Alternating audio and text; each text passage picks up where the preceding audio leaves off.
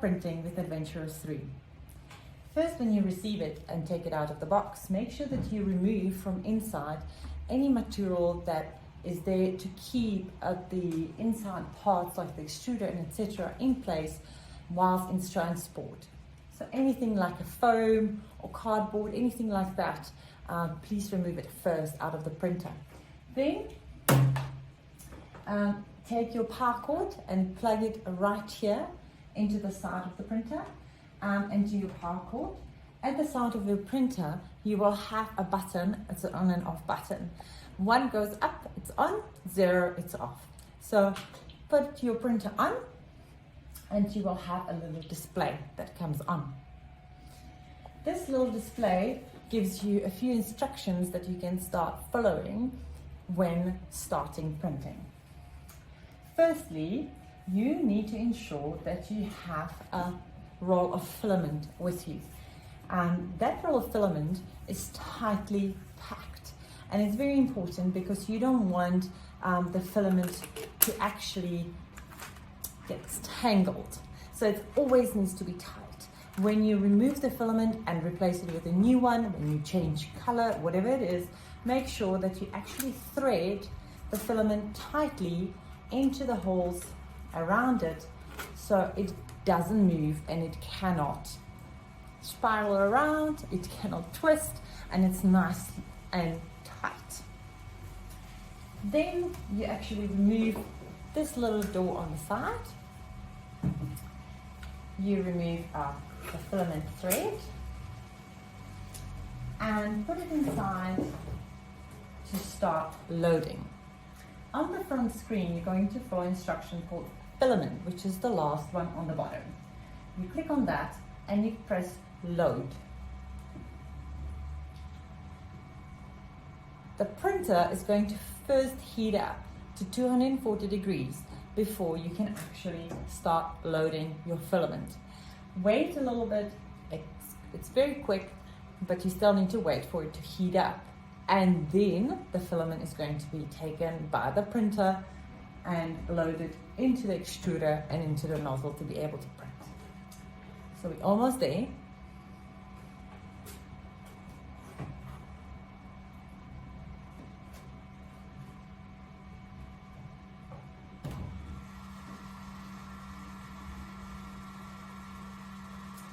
There is an information that came on say, please insert filament.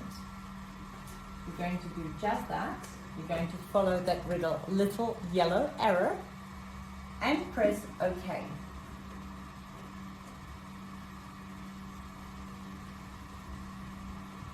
And now it says preheat completed, begin loading. You can close off the door. And then all what you need to wait is for the filament to be actually pushed into the extruder and then heated up for you to start printing. It will inform you, and as soon as you start seeing a color coming through, you can press OK.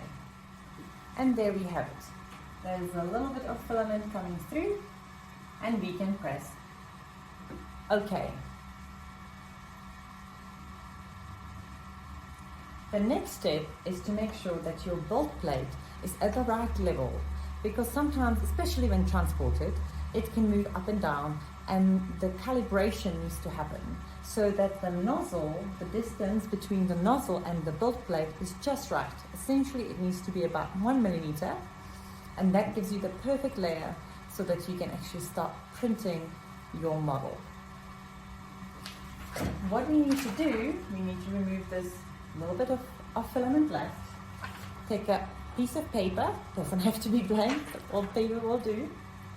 And you click on Tools, Settings, Calibration. It will pre-adjust. In the meantime, what you're going to do, you're going to place your paper onto the build plate so that you can actually wait for the head and the printing head to come down and start measuring the distance between the extruder head, essentially the nozzle, and the build plate. What we need to achieve here is to make sure that the paper is quite tight, but it's not tight too much so that it actually makes hole. The nozzle makes a hole by accident. So it needs to be just right so that there is a bit of a drag on the paper. It's quite nice and easy to pull out. We might want to just reduce it a little bit down. What we're going to do here, we're going to push the arrow down for the nozzle to go down.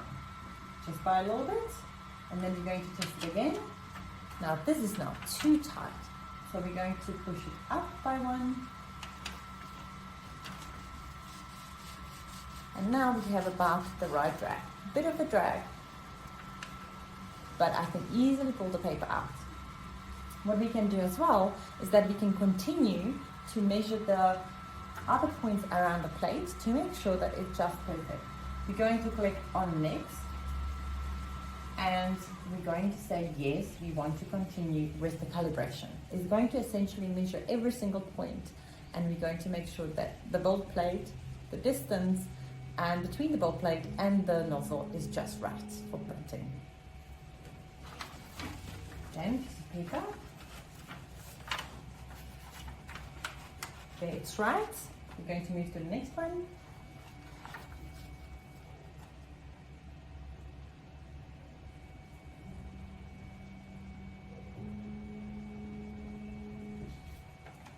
Oh, it's too tight. I can't actually pull the paper out. So I'm just going to lift it up a bit. A little bit more. So I'm just pressing the arrow up so that the extruder goes up. And now it's just too loose. One more down. And now it's perfect. I'm getting that little drag that I need. I press on next.